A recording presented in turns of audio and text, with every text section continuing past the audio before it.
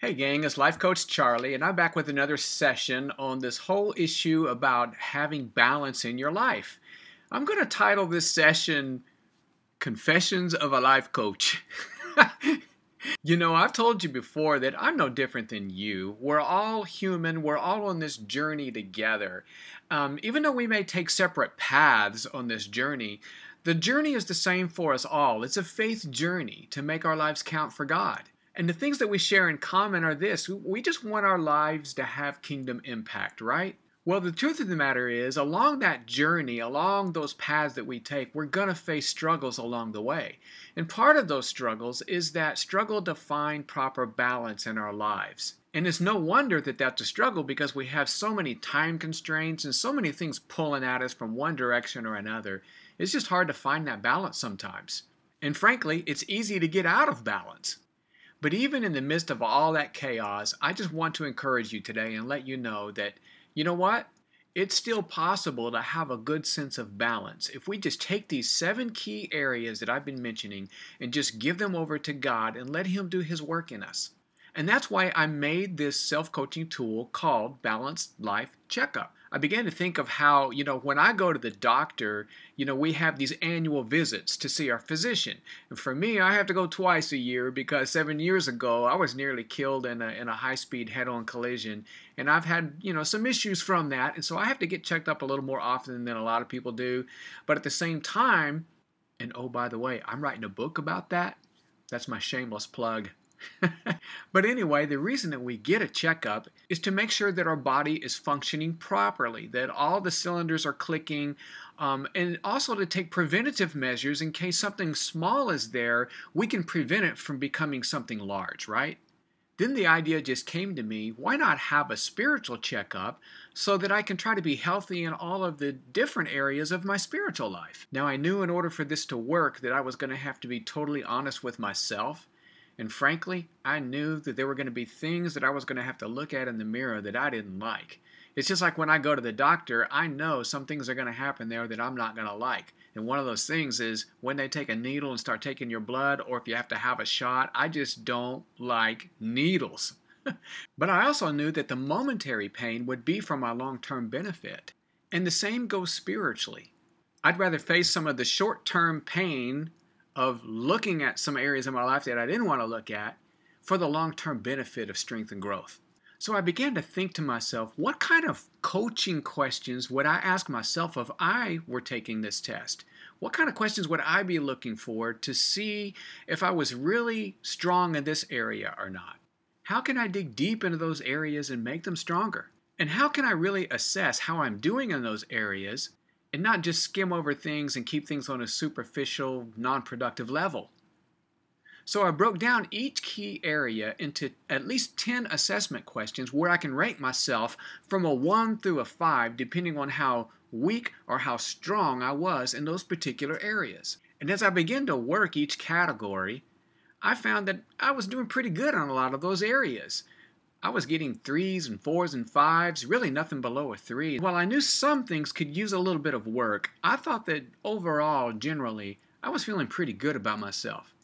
Until I got to that one area called marriage.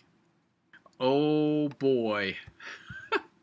No, my marriage wasn't on the rocks or anything like that. But if we're going to be totally honest here, look, we all struggle from time to time with our communication, with our relationships, with the way that we treat each other, all those kinds of things, with conflicts when they arise and all of that. Tammy and I have been married 35 years. And would you believe in those 35 years that we have never, ever had an argument or never had a conflict? We just always got along perfectly. Yeah, right. I can just tell you this, that whenever we did have an argument, I would always get the last 2 words in. They were, yes, ma'am. Well, it just so happened that as I was writing this material, and as I was on this subject of family, that Tammy and I were having what began as a civilized discussion about the possibility of moving back to Oklahoma. our parents were aging, and we have a brand new grandson that I kind of wanted to be close to. And not to mention, I've got a lot of close friends in Oklahoma because that's where I did 21 years of my ministry. So I'm not going to lie, I was getting a little bit homesick. Well, when I brought that idea up to Tammy, let's just say that she didn't respond the way that I thought she should respond. But instead of taking time to listen to her real reasons for not going there, I just jumped to conclusions. I thought, you big party pooper, why don't you care about your family? How can you really be this way? So I did what any normal 5-year-old would do. I threw a fit.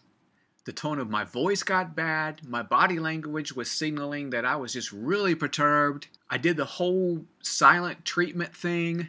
And I just did everything I could to get the message across to Tammy that she just poo-pooed my idea. Well, shame on her and boo on that.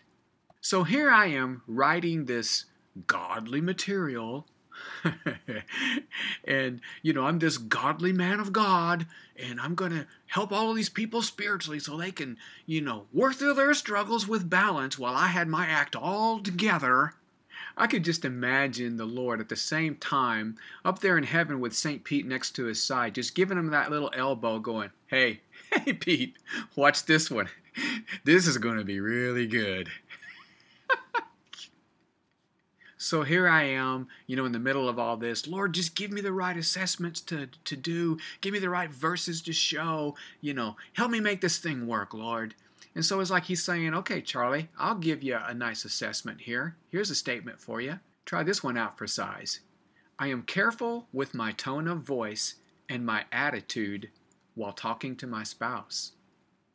I'm like, did I hear that right? Yeah, write it down. I am careful with my tone of voice and my attitude when talking with my spouse. I couldn't even get through that whole statement without already knowing what was up. You see, while I felt pretty good about some other things, and some other statements that I had already made, even in the marriage field, I got to this one thing and it totally stuck out to me.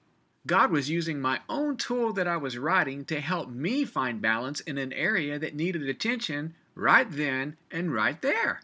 So I began to search for some supporting verses that would support that statement. So I ran across this verse in James 1:19, and it's a very simple verse, but it applies. And it simply says this: be quick to hear, slow to speak, and slow to anger. Wow. I just realized right then and there that I was just doing the opposite. I was slow to hear, I was quick to speak, and I was quick to anger. Well, needless to say, God got my attention, right?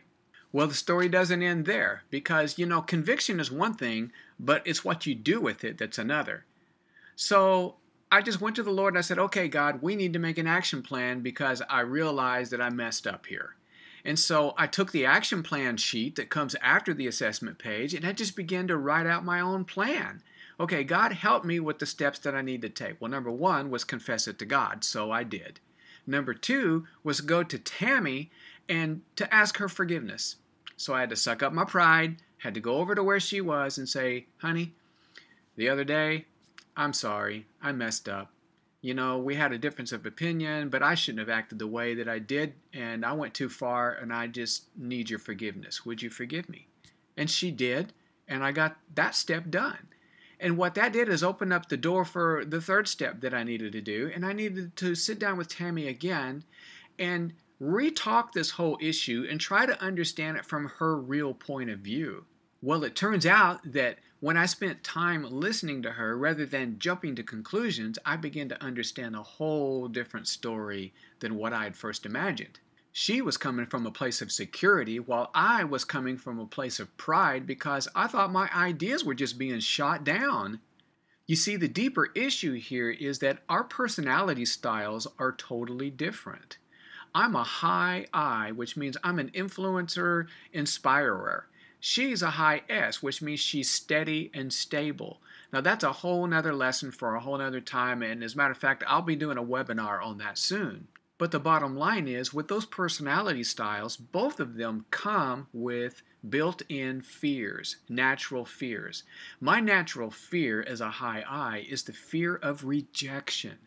I hate to be rejected. I hate for my ideas to be rejected. And sometimes I react a little too strongly when that happens. For Tammy, what she fears the most is loss of security, loss of stability. She explained to me, honey, I work a full-time job with full-time benefits. You're still in a transition from a 15-year ministry, and here you are building a brand new ministry all over again. You're self-employed, which means you don't carry the insurance. And you expect me just to give all that up and go back to Oklahoma just so we can be near family. And right now, honey, it takes both of us to make it. And it takes my job because I'm the one that has the insurance, and Lord knows you have medical issues after your accident. And I thought, yep, that's right. And the more she talked, the smaller I got. I had totally misunderstood her the first time because I snapped and I didn't take time to listen. And if it wasn't for that day doing the Balanced Life Checkup where God got my attention, chances are I would have stayed in that misery for so much longer and things just would have got worse. But because I recognized it and because I took action steps stemming from that Balanced Life Checkup, God was able to give me a greater understanding and greater patience when we had discussions in the future. And I'm a much better person now because of that day. You see how the Balanced Life Checkup helped me in just one area?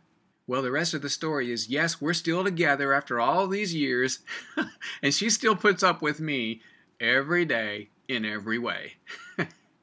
So I just wanted to be vulnerable just for a little bit, just to let you know how this thing can really work for you and how it can bring us back to center and how it can help us fix those tires that are out of balance, if you know what I mean. I hope that little story encouraged you today because, again, we're all human. We're all in this journey together. And sometimes, you know what? Even life coaches need to do a little life checkup. Amen? So the question becomes, what about you? Why is it so important that you take the time to evaluate yourself every now and then? And really, what are the benefits for you having a tool like a Balanced Life Checkup to do that? Well, I'm going to answer those questions for you in the next video. And what I'm also going to do is I'm going to tell you how you can have the Balanced Life Checkup for yourself. Because beginning Friday, August the 1st, I'm going to run a ridiculous special on it. And you're going to be surprised how inexpensive it is, but you're going to be very pleased at how powerful it can be when you put it to use. God bless, and I'll see you here, there, or in the air.